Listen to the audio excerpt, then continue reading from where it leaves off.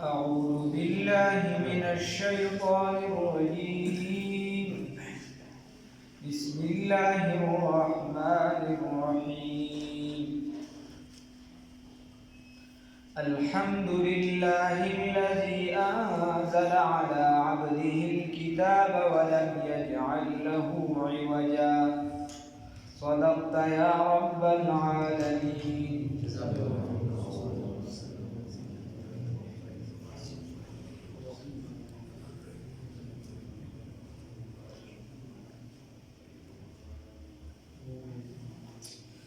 مخکې سورت بنی اسرائیل تیر شو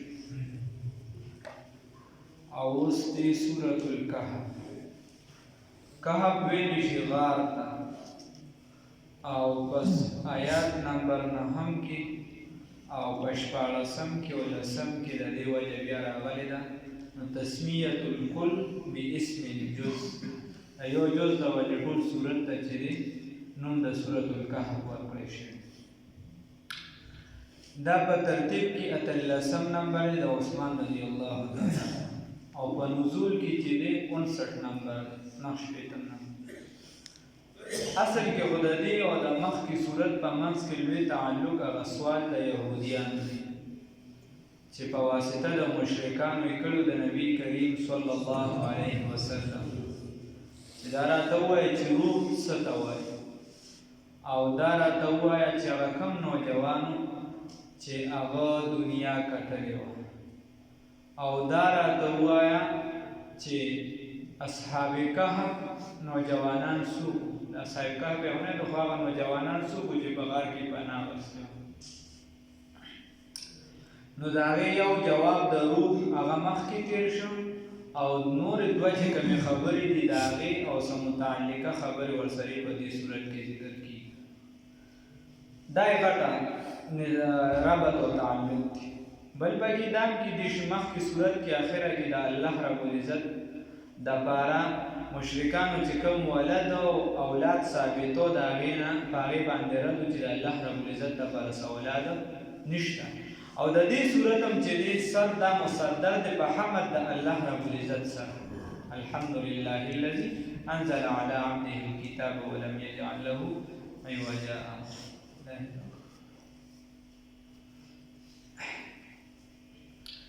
کوشش کوي کشران حوصله ورکړي عقل زده کړي. بیا د صورت کې چې دی حروف چې دی دا 6480 دي او کلمات پکې 1500 مخکې صورت کې دغه ما تاسو ته وایي چې اخره کې دعوه وایي یعنې علي کوم اعتراض کړو د هغې جواب ودی کې بیا اول ابتدا مصدره ده په حمد سره بیا هغې کې عظیمه معجزه وه د معراج شریف او په دې صورت کې چې د رسول الله صلی الله علیه وسلم په رسالت باندې کم اعتراضات راځي د هغې جوابات دي. بیا په دې صورت کې د اصحاب کهف واقعه ده دکه شان د حضرت سیدنا موسی علیه السلام او د حضر علیه السلام واقعه ده. دکه شان په دې صورت کې د ذوالقرنین واقعه ده. دکه شان د مؤمنانو د کافرانو د وبا واقعه ده او دکه شان خروج د دجال ته پکې اشاره ده. دې کې یو څو اشارې دي. اشاره د ذوالقرنین په واقعه کې اهل مکه ته ده. هغې ته دا اشاره ده چې بهی تاسو سره لږ شانتې دولت دی لږ طاقت دی نو تاسو د الله مقابلې ته ودرېدئ. دا الله مقابلې ته ودرېدئ. تاسو دا ذوالقرنین واقعه چې دا اطلاعي کې په دې باندې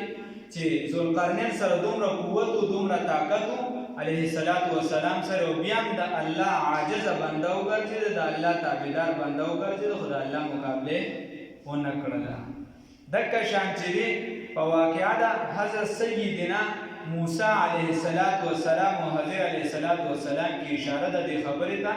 چې بهی بعضې وخت به د الله رب العزت یوه فیصله ظاهرا به پرې ته نه پوهېږې ته به وایې چې دا فیصله خو یاره داسې نه وه داسې مثال په طور د ګاډي کې روانې ګاډۍ وجنګېده ته وایې اوهو که دا ګاډۍ ولې وجنګېده دا خو ماته نقصان مې ده او شدا وغیره کېدی شي داسې کېدې هغې کې لګېدلې وي. نو حکمت په هر یو څیز کې پوشیده پروت دی. د الله رب العزت په حکمت باندې الله رب العزت پوهېږي چې دی واقع کې اشاره ده عام انسانانو ته چې بعضې وخت به ستاسو په یو څیز باندې ذهن نه رسي خو هغې کې حکمت خداوندي پروت دی. او دغه شان په اصحاب کهف واقعه کې اشاره د مؤمنانو ته په دې کې خبره ده که چېرته په ایمان باندې سخت راغله په تاسو سخت راغله او خلک هم د ایمان نه اړي ملک پرېږدي کور پرېږدي مال پرېږدي دولت پرېږدي هجرت وکړه خو ایمان مه پرېږدي ایمان مه پرېږده نبي کریم صلی الله علیه وسلم فرمایي د حدیث مفهوم دی چې تا یې د الله رب العزت وحدانیت ومانه نو که ته چېرته وسوځودی شي ټوټې کړی شي بیا د دې کلمې نه مه وړه بیا د توحید د عقیدې نه مه وړه دا پکې مختصره شانتې خبره نور باقي بیا چې څه فضایل دي هغه به اوس که ورسه وایي بیا اوږدېږي هغه ورسه سبا ووایو څه ناست الحمدلله ټول حمدونه د هر حامد نه په هر آن کې په هر وخت کې لله ثابت دي خاص الله رب العزت لره ټول حمدونه چې دي ثابت دي لله خاص الله رب العزت لره الذي هغه الله انزل چې نازل کړی دی علی عبده په خپل بنده باندې الکتاب مکمل کتاب لره ولم يجعل له اونیگر زوی دغه کتاب لره عوجا سکووالی الله رب العزت هغه ذات دی چې په خپل محبوب نبی کریم صلی الله علیه وسلم باندې کتاب را نازل کړی دا چې کتاب چې هغه مکمل کتاب دی ها نیمګړتیا پکې نشته على عبده بخبل بنده باندې التم شروع شي وسبحان الذي اسرى بعبده ليلا من المسجد الحرام نو عبد سوبداونو عبادت رانه شي چې د الله بنده دته هو بنده نو الله رب العزت خو صرف نور دی دا بنده چاته بنده ویل دا دغه د صفت کمواله نه عبد کامل ته اشاره ده پورا بنده کامل بنده داسې به څوک وي چې هغه به د محمد رسول الله صلی الله علیه وسلم برابر ها دا څوک کیدی شي څوک هم نشي کیدی نو کامل بنده ته اشاره ده زه او ته چې صحیح انسانان شو بیا کار سم بیا کار ته سم ده صحیح بندګان شو بیا کار ته سم ده او که صحیح بنده نه ما تاسو ته ویلو احمد علی لاهوري رحمت الله علیه د لاهور په بازار کې ګرځېدن و یو مجذوب حال عالمه لراغی وی ما ته وی چې احمد علی انسان کہاں رہتے ہیں وی ما ورته چې حضرت دا تاسو ته انسان په نظر نه دا ټول انسانان دي کنه ما دي چې اچھا یې انسان نه وی ما له داسې سترګو ته توجه کړه یا یې په لاس راښکو وی ما ته ټول خلک چې دی ګډ وډ ښکاري څوک ټاټوان څوک څه چې کیفیت مې ختم شو نو بیا به هغه ځان سره وي اکثر وي چې احمد علی انسان کہاں رہتے ها مولای روم رحمت الله علیه را نقل کړي دي یو پیرنور چې دی نو هغه نور وو او یو کس ځان سره رڼا ګرځول هغې ته نو یې چا دې تپوس وکړه چې نور شته په رڼا څه کې ورتي په دې باندې زه انسانان ګورم نو هغې ورته چې دا ټول انسانان دي که نه ورته دا انسانان نه دي نبی کریم صلی الله علیه وسلم فرمای په آخره زمانه کې به انسانان دي و قلوبهم قلوب الذئاب خو زړونه به په شان د شرمخانو د زړونو به انسانان و قلوبهم قلوب الذئاب خو زړونه به په شان د شرمخانو د زړونو الله دې وساتي او مولای روم رحمت الله علیه لیکلي و انسان شکل نه بدلیږي په برکت د نبی کریم صلی الله علیه وسلم خو اجتماعي ښه د مسلمانانو د دې امت اجتماعي شکل نه بدلیږي انفرادي د آخر زمانې دا دي چې خاصه بم کېږي او شکلونه به هم بعضې مسه کېږي د رسول الله صلی الله علیه وسلم د احادیثو نه ثابت دي الله دې وساتي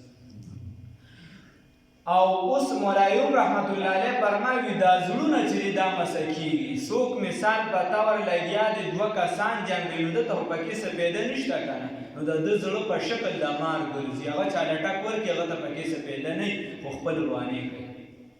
او څوک هر چا سره جنګېږي د ده زړه په شان د سپي ګرځي هر چا ته خوله ورچوي داسې مختلف دغه مولایروم رحمت الله علیه مثالونه ورکړي نو عبد نه مراد عبد کامل دی چې سړی پوره کامل انسان شي کامل مسلمان شي دا خو بیا کمال دی ان کی می بینی خلاف آدمن نستند آدم خلاف آدمن گر بصورت آدمی انسان بوده احمد و ابو جهل هم یکسا بوده وی که په صورت باندې انسان وي ظاهرا ډانچې ته چې ګورې بیا خو چې دی ابو جهل چې دی نو هغه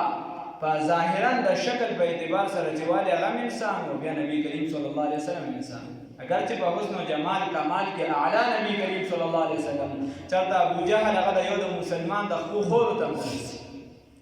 خو ظاهرا د انساني ډانچه باندې او بیا بلکې دا هو هغه شخص بیا وای قلب قوت آدمی انسان بوده و گاو خر بهتر از انسان بوده که چاته په قوت باندې انسان کېده دا خلک چې ظلم کوي زیاتې کوي لږې پیسې ورسره راشي بیا ته خدای په خلکو باندې غریبانانو سره ظلم کوي مزدورانو سره ظلم کوي خپل د خانانو په شانډړې والي په کشرانو باندې ظلمونه کوي زیاتې کوي الله نو وای مولای رومي که چاته په دې قوت باندې انسان کېده نو بیا به د خرونه او دا چې دا خشاک دا زناور چې دا بل انسان نه بهتر او معلومه دا شو چې په انسانیت باندې انسان بهتر دی الحمدلله ټول تعریفونه خاص الله لردي الذي هو الله انزل نازل کړی دی علی عبده بخل بنده باندې چې محمد رسول الله صلی الله علیه وسلم دی نو د عبد اضافت او خپل ځان د ضمیر راځي چې چاته الله تا نو با معنا دا شو دا د شرافت او د عزت او دی الله وی چې زما بنده ها الكتاب کتاب ولم يجعل له نيرغر ذول دی کتاب لرا عوجا کووالی قیما مستقیم دی برابر دی لينذر دبارا دی بأسا لينذر دبارا دی چې ويروي بأسا شديدا دا سخت نیولنا دا سخت عذابنا من لدنه دا الله دا جانبنا ويبشر المؤمنين او ويروي المؤمن وزير ورقي مؤمنان تا الذين هم مؤمنان يعملون عمل کوي الصالحات دنيکه ان لهم يقينا دجو دبارا اجرا حسنا بهترین اجر دی الله رب العزت فرمای دا داسې کتاب دی چې په دې کې کوګوالي نشته برابر دی قیما برابر دی لینذر بأسا شدیدا دبارا دی چې ويروي د اغنی مثل سختونه د عذاب سخت داسې کتاب دی ها من لدنه د جانب د چانه د الله رب العزت د طرفنا ويبشر المؤمنین او زیر ورکی مؤمنانو ته نو برابر دی په معنا دی چې دا د تورات انجیل زبور مقابله کې نه دی ښا هغه کې چې سدیو مکه پروګرام دراوړاندې کړي تفصیلات دي پکې هغه پروګرام دراوړاندې کړي دي بنیادی عقاید ټول یو دي او هغه مؤمنانو لزیر ورکی يعملون الصالحات چې عمل کوي د نیکه ان لهم اجرا حسنا چې یقینا د دوی لپاره اجر دی نیکه والا د دوی لپاره بدله ده خو خولي او د دوی لپاره بدله ده د جنت ما کسینا چې دی بدرنګ دی روي وخت دی روي په دې جنت کې ابدا همیشه د لپاره په جنت کې وي وينذر الذين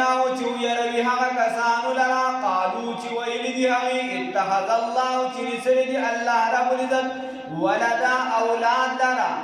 هغه کسانو لري چې څوک وي چې د الله رب العزت اولاد دي نعوذ بالله من ذلك نو الله رب العزت وي چې دا قران چا لري اغیلا لري چې سم شیخان د الله رب العزت اولاد نشتا واحد لا شریک ذات دی ما لهم نشتدي د دوی لپاره به پدې باندې من علم سعلم ولا لآبائهم ونپلار نکونو د دوی ته ونه د پلان نکونو د دوی لپاره سعلم نشتدي د سعلم په دې نشته بس ځان یو منګړت کیسه جوړه کړې ده د ځان خبره جوړه کړې ده څوک وي عزیر ابن الله څوک وي عیسی ابن الله څوک وي الملائکه بنات الله دا اچ خپل فلسفه او کیسه ده الله رب العزت وی سعلم کې نشته هغه ځړاندو کاته ده ولا لآبائهم ونپلارانو د دوی ته د دې پلاران تم دی باندې سعلم نوخه کبورت غټه خبره ده کبورت سخت ده غټه ده کلمتن خبره نو اصل کې ده کلمتین حدیث کوم خبره کوي دا ډیره سخت ده تخرجو چراوزی من افواههم دخلو د دیونه یقولون دینوای الا کذبا مگر دروغ لرا الله رب العزت فرمایي خدای پسې دروغ ورتړي الله پسې دروغ ورتړي حدیث کې راځي وی یسبونی وی دا انسان مال چې دې کنځلې کوي مال تکلیف را کوي نو تکلیف د انسان څه شي دی د الله رب العزت د لپاره اولاد ثابتوي د الله بچي دي نعوذ بالله من ذلک دا الله سره شریک دي دا صحیح نه ده الله رب العزت فرمایي کبرت سخته کلمتا خبره ده غټه خبره ده تخرج چې راوځي من افواههم د خلو د دیونه ان یقولون نه وایي دي الا کذبا مگر دروغ اوس نبی کریم صلی الله علیه وسلم ته تسلی ده الله وی فلعلک قریب دا باخع نفسک چې خفشي مریستا هلاک کې خپل ځان لرا علی آثارهم په قدم د دیو باندې په قدم اغشتلو د دیو باندې په واپس کېدلو د دیو باندې ان لم یؤمنوا که چېرته دې ایمان نه راوړي بهذا الحدیث په دې خبرو باندې اسفا د وجې د افسوس بهذا الحدیث په دې قرآن باندې اسفا په افسوس کولو سره الله رب العزت فرمایي باهع النفس کاسب کې وي ته چاله په مری باندې غلی شي نو موږ ورته وي مری دې والله خفه کړه یا چاله په غلی شي نو وی بلعلک باهع النسړي چې ډېر غم کی او ډېر ډوب وي نو دا مری چې داسې ډوبه کېږي الله رب العزت د نبی کریم صلی الله علیه وسلم دومره زیات غم کو د امت دومره به خفه کېده چې وایي د ابوجهل ولې ایمان نه راوړي دا عتبه ولې ایمان نه راوړي دا شیبه ولې ایمان نه راوړي نو غم به کو ډېر زیات د امت نو الله رب العزت ورته تسلي ورکوي فلعلک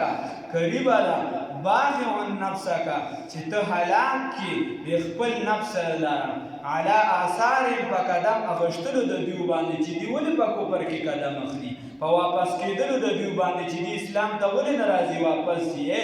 ان لم یؤمنوا که چېرته دی ایمان راونړي یا دی ایمان نه راوړي بهذا الحدیث په دې قرآن باندې اسفا نو د وجې د افسوس ته ځان هلاکې افسوس کې په دیو باندې الله رب العزت فرمایي چې نه داسې نه ده خبره داسې ده چې دې کې به انا جعلنا یقینا موږ ګرځولي دي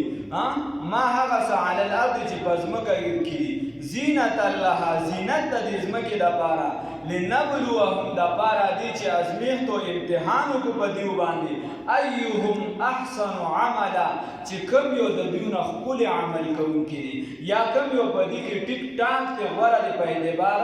د عمل سره نو دې کې اشاره د دې خبرې ده الله وایي چې د ځمکه کې څه دي دا هم زینت دي لګرځولې چې دا ځمکه چې دا د دنیا دا زندګي چې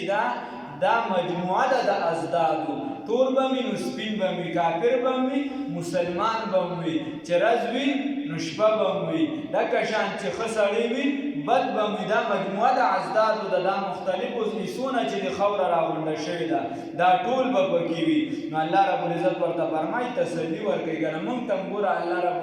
دا سنت طریقه دا ده چې چا کره غم راشي ګاډې وجنګوي څوک یې مړه شي نو ته راشه ته ورله تسلي ورکړه ته ورله څه ورکړه ته ورله تسلي ورکړه ته ورله چې دې غم نور مه زیاتوه چې ته ورله راشي او که نه مړه که دا چل دې نه وکړو خو کاروبار به دې بند شوي و که نه اسلام وایي ته ورله تسلي ورکړه ته ورته وایي چې مړه بس دا به د الله رب العزت د طرفه لیکلو په تقدیر کې څوک څه کولی شي خیر دی بس دې کې به خیر وي وغیره نورې خبرې ورته وکړه هغه له تسلي ورکړه دا سنت طریقه ده د رسول الله صلی الله علیه وسلم ګوره 3 ورځې مرګ کول چې دي دا هم سنت دي سوایي جمعې کول هغه ستاسو خپل کارونه دا ستاسو سنت دي خو دغه سنت د نبي کریم صلی الله علیه وسلم دي صحیح خلک د ښځو نه یېرېږي په خدای یقین که جمعې ختمې خو د ښځو نه یېرېږي وایي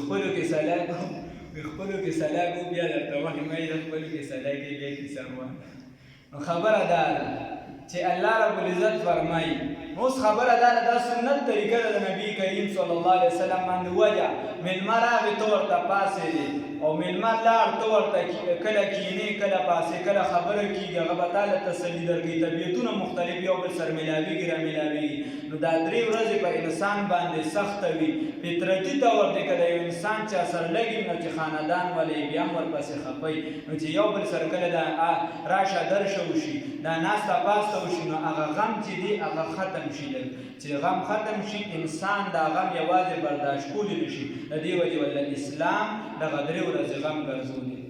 هغه درې ورځې والله غم ګرځولې دي چې تاسو ورسره کښېنئ تاسو ورسره چې تسلي ورکړئ درې ورځې الله دې توفیق راکړي نو خبره ده الله رب العزت فرمایي نو اوس نبی کریم صلی الله علیه وسلم تم الله تسلی ورکوي چې ها داسې به دي کې بس ته غم مه کوه ستا کار چې دی خبره رسول دي نور کار چې دی دا زما دی ښه او انا جعلنا یقینا منګه اوس په ځمکه باندې به دا وي چې څوک به ښه وي څوک به خراب وي څوک به ټیک ټاک وي نیک مسلمان به وي او څوک به کافر وي حضرت شیخ صاحب شاه منصور باباجي رحمه الله به فرمایل چې بھائی که یو کس کافر کېږي نو بیا د سم زور ولګي چې د ابوجهل په شان کافر خوشي کنه او که یو کس مسلمانېږي نو بیا د زور ولګي د چا په شان دي شي د ابوبکر صاحب په شان مسلمان دي شي وایي منځ کې د ځان عبدالله بن ابی نه جوړوي دا خو د منافقینو لاره یا خو یې سم نه دي و یو زنانه ته چا وی جړلې وی ولې بچی مې مړ شو وی دا بچی دې څنګه سره یو نه د چا د خیر نه د بدی وی بیا خو د مرګ خو چې نه د خیر نه د بدی د څه خو پکار وکنه نو خبره ده الله رب العزت فرمایي چې سبب وی دا به یو طرف ته وی بس خپل کار چلاوه هدایت ورکول دا زما کار دی انا جعلنا ګور نږدې خلکو الله رب العزت هدایت نه ورکړي موتا باندې الله رب العزت فضل احسان کړی دی موتا کمزوري په دولت کمزوري جسمانی تور کمزوري په خاندانی تور کمزوري د خدای د کور نه چې دی د هغه کوم چې خاص زیری دا غینه لريو خو الله رب العزت راته دا شرف دا فضیلت راکړی دی اسلام الله رب العزت به استقامت را نصیب کړي انا جعلنا یقینا من ګرځولي دي ما وسعل الارض چې پزمکه کې دي زینت الله زینت او خایس د دې لپاره د دې ځمکې لپاره لنبلوهم لپاره دي چې ازمیښتو کو امتحان کو په دیو باندې ایهم احسن عملا چې کوم یو د دین غوره دي په ارتباط ښه عمل سره